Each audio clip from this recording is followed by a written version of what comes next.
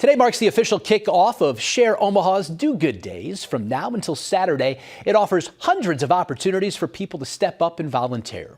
6 News' Aaron Hartley shares how some young students are doing their part to give back. It's really rewarding to see everyone come together. Do Good Days is marking 5 years of giving back in Omaha. What we really see is people volunteering and donating to the causes they love, but also finding a nonprofit that they hadn't heard of within that cause area. This year, Share Omaha's goal is to match 2,000 volunteers with opportunities. People learn new ways to volunteer and do good because nonprofits have learned they have new ways that they need volunteers and people to help out.